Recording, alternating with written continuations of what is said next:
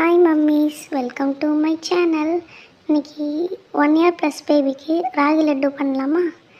Pan அடுப்பில் வச்சுட்டு 2 teaspoon key சேர்த்துக்கோங்க. அது கொஞ்சம் சூடானதுக்கப்புறம் 1/2 கப் ராகி பவுட்ரு சேர்த்துக்கலாம். சேர்த்துட்டு அது நல்லா அந்த நெய்யில் ரோஸ்ட் ஆகிற அளவுக்கு நல்லா போட்டு நம்ம மிக்ஸ் பண்ணிக்கலாம். அதுக்கப்புறம் dates powder 2 teaspoon, jaggery powder R bomb sugar 2 teaspoon நம்ம சேர்த்துக்கலாம். சேர்த்துட்டு அதையும் நல்லா சேர்ந்து நல்லா கலர்ற மாதிரி மிக்ஸ் பண்ணிக்கலாம்.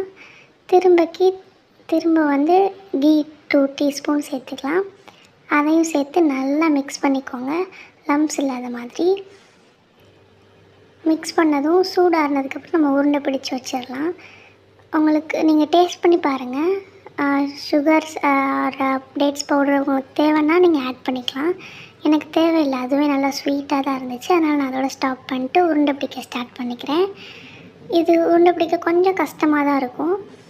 ஏன்னா நம்ம நெய் அவ்வளோவா சேர்க்கல இல்லையா, கம்மியாக தான் சேர்த்துருக்கோன்றனால கொஞ்சம் கஷ்டமாக இருக்கும். உங்களுக்கு தேவைன்னா நீங்கள் இன்னும் கொஞ்சம் நெய் கூட சேர்த்துக்கலாம்.